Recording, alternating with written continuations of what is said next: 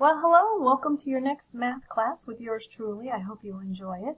Today we're going to talk about my favorite property, the distributive property. I just love sharing, and that's what the distributive property is all about. Share, share, share.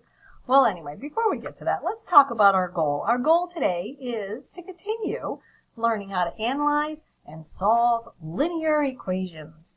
And to do this, you've got to remember how to combine your like terms, recognizing them and combining them. So we're going to review that a little bit.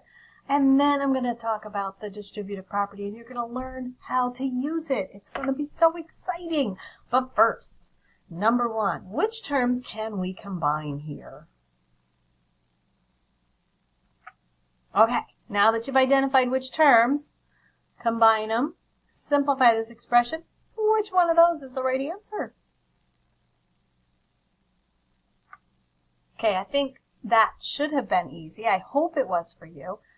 If not, you need to go back to lesson 4.01 and review it again because you need to be able to combine like terms. Because, yay, we're moving on to distributive property and we're going to learn how to share with letters, numbers, all kinds of things. So what the distributive property really says is that when you see a situation like what we have here where we have a letter or a number, I'm trying to get my pointer here, here we go, a letter or a number out in front of a set of parentheses, we are going to distribute it amongst all the terms inside the parentheses, meaning since there's nothing between the A and the parentheses, that means we're going to multiply. So it's A times B and A times C. And we end up with this, okay? So I want to show you, though, before I show you how to do this, I want to prove to you that it is true. Isn't that always nice to know? How does it work? Is it true? Well, I'm going to fill in, instead of using letters, since so many people in the 8th grade are like, letters in math, that makes no sense to me. But we're going to fill in some real numbers. And let's give it a try. So, normal PEMDAS tells us to evaluate what's inside the parentheses first, right? P for parentheses. And we're going to do this on both sides. I'm going to show you that what I'm doing on the left is true with what I'm doing on the right. Okay, so distributive property is a good thing to know. So PEMDAS says do the parentheses first. 3 plus 4 is 7. And that's going to stay in our parentheses because we have a 2 out here. All right. 2 times 7 is 14. Now, if I don't get 14 on the right-hand side, then the whole math world will go on its ear because the distributive property doesn't work. But you already know it's going to work because I wouldn't have set it up if it doesn't. But anyway, let's show you how, though. 2 times 3 is 6. See, these were distributed. All right, that's what we did up here. We distributed them already. 2 times 3 is 6. 2 times 4 is 8. 6 plus 8 is 14. So I've shown you how it works, but I've also shown you that it's true. I'm not pulling your leg this time, people. I know I like to, right? The evil Mrs. Horn. We like to goof around, but this is really true. It does work. Okay, so stop right here. I want you to go back and watch that again. I want to make sure you got it in your head, okay? So we're going to practice it. All right, now let's see how this works in a real live expression. So we have our 4 on the outside. If I can find my pointer, I'll use it. Here we go. We have the 4 out here, and we have our 9y, minus 5. All right, so we take our 4, and we're going to multiply it times the 9y. And we're going to take our 4, and we're going to multiply it times the negative 5 or the minus 5. This is very important to pay attention to. You're going to see sometimes the number out front is going to be minus. We also need to remember all of our rules for multiplying and dividing negative with negative numbers. So let's be careful with that. So 4 times 9, let me think, 9, 18, 27, 36. Whew, glad I could do that with my fingers. 36y, okay? And the 4 and the 9 are both positive, so it's a positive 36y. Now we can either just, think of it this way, copy down the minus sign, or think of it as 4 times negative 5. Either way, we end up with a minus 20. That's it.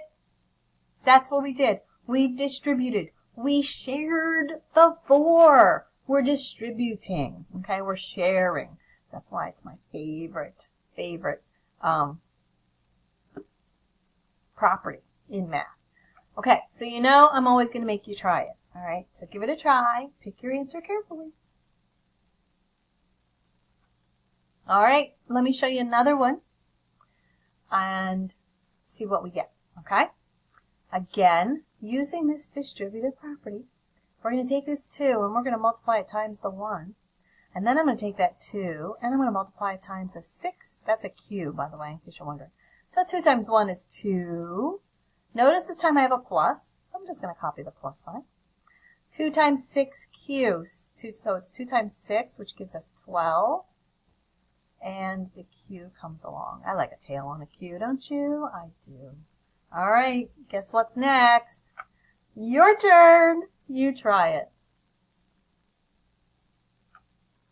Now, this is how it works in not just an expression. Now we've got an actual equation. We need to find out what x is. Remember, that's our goal when we're doing these equations. I'm going to write it down here. X equals. That's what our goal is. So to get there, though, we've got to expand this, is what we call that. We've got to combine like terms. We've got to finish it up, find out what x is worth, right?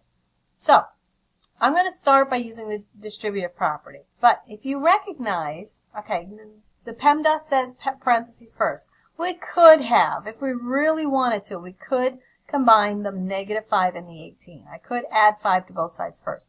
But I happen to notice here that this 9, and when I multiply times the 8, it's the same kind of term as the 5 here. It's a constant. So I'm going to wait and combine all my like terms over here before I decide where they need to go, which side of the equal sign. Because remember, variables don't like to hang around on the same side as the equal sign as the numbers, constants. So we've got 8 times 2x, and we've got the 8 times 9. 8 times 2 is 16x. 8 times 9 is 72. And notice both of them are positive. 8 and 9 are both positive, so is the 2x. So everything here is positive. Now we have -5, and it equals 18. This is what I want to see when I say show me your work. Show me what you're doing. You don't have to do the whole arrow thing, but show me the next step. Everything in the next step. Okay, so now we're looking at our terms here. We have a 16x, we have a 72, and we have a -5, all on this side, and we have an 18 over here. 72 minus 5 is, these two are like terms, so we're going to do that. 72, let's see, is that 67? Oh, I sure hope that's right. Oh boy, is that right? Should I get out my calculator? Maybe I should, huh? There we go. 16x plus 67 equals 18. Now, we're not always going to get real nice numbers.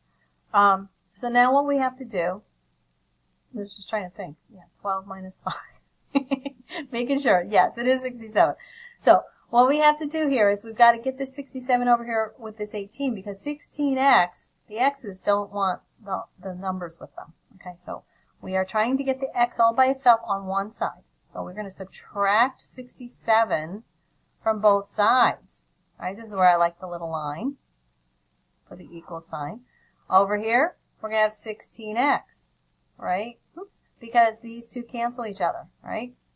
18 minus 67. Whip out those calculators, people.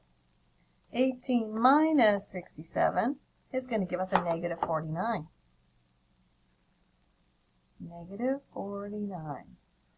Now, we don't have our 1x yet, so we've got to figure out what else is happening to our x. It's being multiplied by 16, so we're going to divide it by 16. That means we're going to divide the other side by 16. This is the part we already learned how to do. So now we have 16 divided by 16 gives us 1x. We have -49 over 16. Let me think. Is there anything that they have in common? I don't think so. -49 over 16 is our final answer, as weird as that may sound, right? Very strange answer. But that's it, because 49 has 7s, and 7 doesn't go into 16. So we can't simplify that fraction anymore. Don't forget your minus signs, though. Don't forget them. Okay, it's your turn once again. Let's see how you can do with this one. Don't be afraid. You can do this. Take your time. Well, we've come to the conclusion of this lesson. How do you feel about it? Are you still nervous about like terms? How about that distributive property? Is it starting to make a little sense? I want you to practice. As always, practice, practice,